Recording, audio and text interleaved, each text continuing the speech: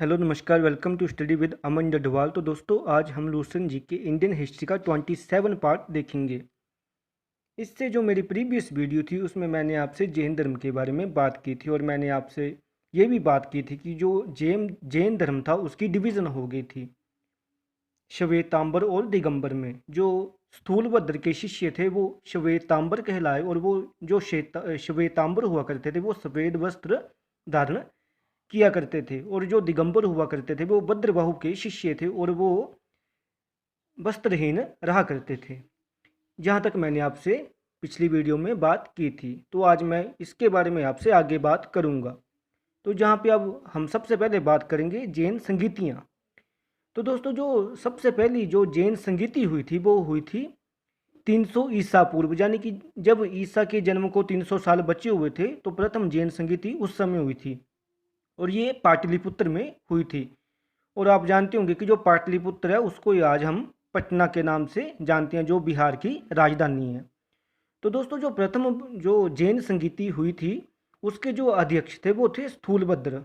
और आप ये भी जानते होंगे कि जो स्थूलभद्र के जो शिष्य कहलाए वो थे श्वेतांबर, जो सफ़ेद वस्त्र धारण करते थे।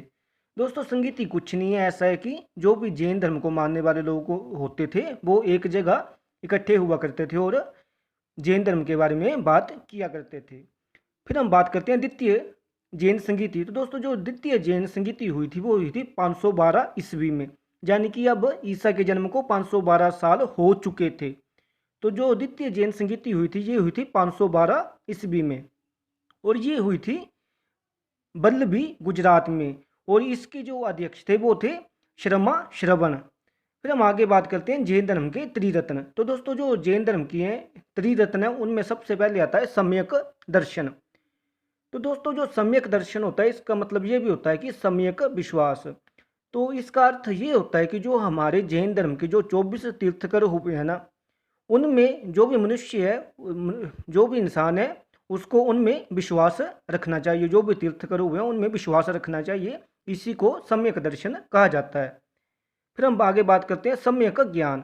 तो जो भी जैन धर्म के जो भी तीर्थकर हुए हैं उन्होंने जो जो जो उपदेश दिए, उन्होंने जो जो बातें कही हैं, उनके माध्यम से मनुष्य को सच्चा ज्ञान प्राप्त करना, यही सम्यक ज्ञान कहलाता है। यानी कि उन्होंने जो भी कहा है उनके माध्यम से हम सच्चा ज्ञान प्राप्त कर सकते हैं। कि देखो दोस्तों, जो जो जैन धर्म है ये इसके बारे में ही है कि एक्चुअल में लाइफ, हमारा जन्म क्यों हुआ है और लाइफ किस लिए मिली है और हमें लाइफ में क्या करना चाहिए। आपने शब्द सुना होगा मोक्ष प्राप्ति, की जो लाइफ है जो उसका जो मेन उद्देश्य है वो है मोक्ष प्राप्ति करना, यानी कि इंसान इंसान को मतलब जो भी इसके बंधन है या बंधनों को काटना है और मोक्ष प्राप्त करना है। और जो तीसरा जो जैन धर्म का जो रत्न है वो आता है सम्यक आचरण। तो दोस्तों, सम्यक आचरण का मतलब यही होता है कि हमें हमेशा सच बोलना चाहिए और हमें एक पवित्र जीवन जीना चाहिए, यानी कि हमें एक अच्छे से अच्छा ऊंचे से ऊंचा जीवन चाहिए। यानी कि हमें ऐसे गलत काम नहीं करने चाहिए, हमें मतलब अच्छी लाइफ जीनी चाहिए, हमें सादी ज़िंदगी और अच्छी ज़िंदगी जीनी चाहिए।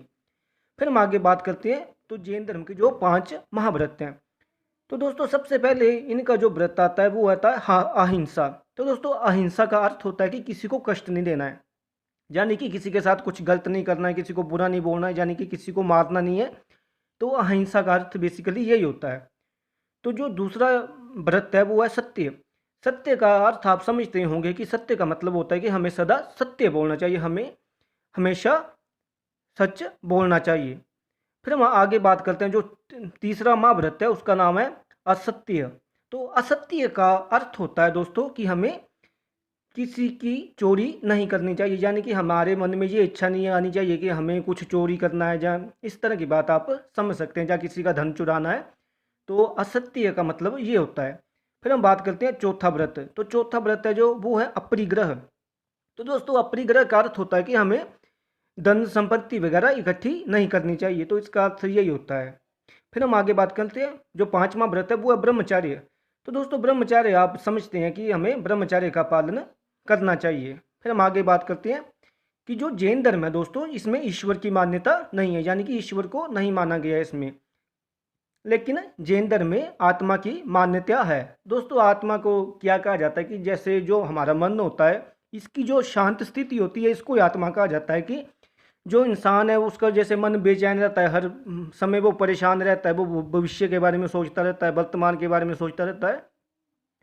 तो आत्मा बेसिकली वही है कि जब मनुष्य का मन बिल्कुल शांत हो जाता है तो उसी को आत्मा कहा जाता है।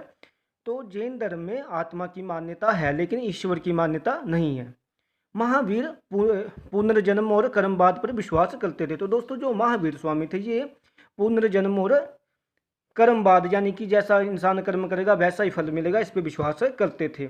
जैन धर्म ने अपने विचार सांख्य दर्शन से ग्रहण किए। तो दोस्तों जो सांख्य दर्शन है वो जो भारत का जो सबसे पुराना दर्शन है, जो जैन धर्म ने अपने आध्यात्मिक विचार वगैरह जो भी चीज़ें उठाई वो सांख्य दर्शन से उठाई। इसके बारे में जो अभी बचा हुआ है मैं आगे बात करूंगा। धन्यवाद।